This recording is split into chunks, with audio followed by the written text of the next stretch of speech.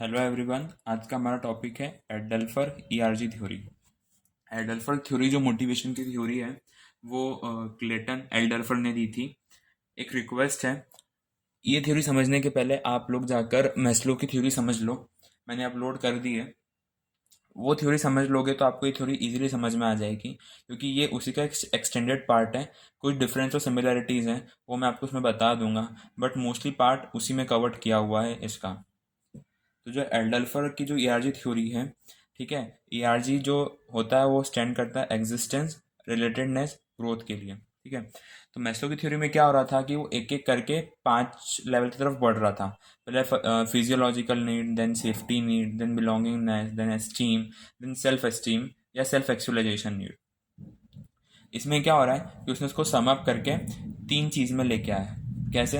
Existence में क्या बोलना चाह रहा है एल्डरफर कि जो कोई भी एम्प्लॉय है वो फिजियोलॉजिकल और सेफ्टी नीड को साथ में उसने जोड़ा हुआ है एग्जिस्टेंस के अंदर। ठीक है, रिलेटेडनेस में सिर्फ बिलोंगिंगनेस को जोड़ा हुआ है, और ग्रोथ में एस्टीम और सेल्फ एक्चुअलाइजेशन नीड को जोड़ा हुआ है। ये तीनों चीज मैंने मैस्लो की थ्योरी में एक एक करके समझाई है। हर एक चीज डिटेल में बताई है with example related to organization. इसको एक शॉर्ट में एग्जांपल जैसे समझ लेते हैं। ठीक है, जो ईआरजी है, कोई भी एक सपोज एम्प्लॉय है, वो किसी ऑर्गेनाइजेशन में काम कर रहा है, तो वो सबसे पहले क्या करेगा? जैसे सबसे सपोज ये एग्जिस्टेंस के अकॉर्डिंग उसने एक जॉब ज्वाइन करी। वहाँ पे वो क्या ढूंढेगा? जिससे उसकी सैलरी अच्छी हो, ठीक है, वर्किंग कंडीशन अच्छी हो, रूल्स रेगुलेशन और वहाँ की जो पॉलिसीज हैं वो उसके अकॉर्डिंग वो उसको सूट कर जाए। जैसे ही वो वहाँ पे जाएगा वैसे ही वो आर की तरफ बढ़ेगा। ठीक है, इंटरेक्ट वो कलीग के साथ इंटरेक्ट करेगा, फ्रेंडशिप करेगा, अपने नए दोस्त बनाएगा, है ना, रिलेशनशिप बनाएगा हर एक के साथ अच्छी अच्छी। देन ग्रोथ पे जाएगा कि वो फिर उसके बाद कोई अच्छा प्रोजेक्ट मिल जाए उसको, उसकी ग्रोथ हो, वो सुपरवाइजर से मैनेजर बन जाए या एम्प्लॉय से उसका प्रमोशन हो जाए तो एक अच्छे लेवल पे आ जाए, है ना। तो बेसिकली जो मैस्लो की थ्योरी थी वो वन बाय वन एक एक करके ऊपर जा रही थी।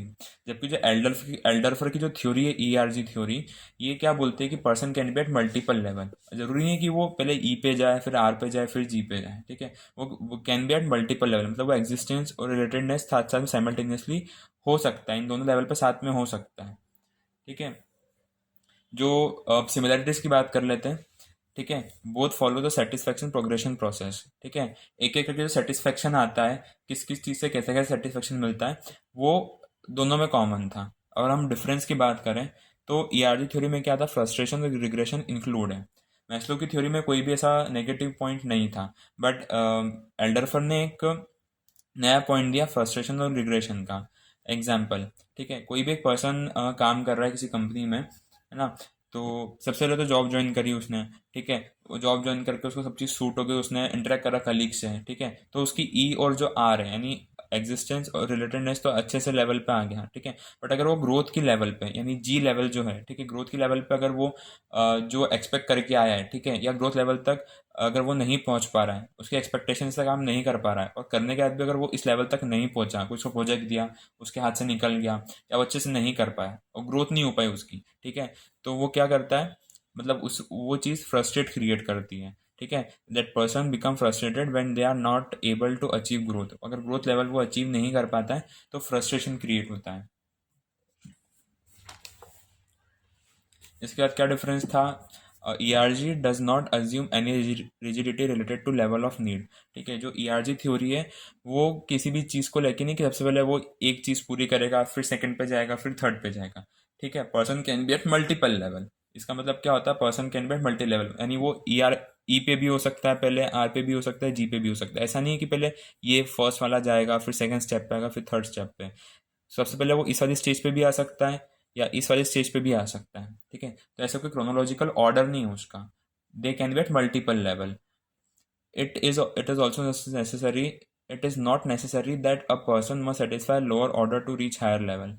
ऐसा ज़रूरी नहीं है कि अगर उसको हायर लेवल पे पहुंचना है, ग्रोथ लेवल तक पहुंचना है, तो उसको यहीं से होते हुए आना पड़ेगा। ठीक है, वो सीधा इस पर भी स्विच कर सकता है इसको छोड़ के। अगर वो यहाँ पर है तो ज़रूरी नहीं वो इसको सेटिस्फाई करेगा उसके बाद ही यहाँ तक आएगा, वो सीधा इस पर भी स्विच कर सकता है।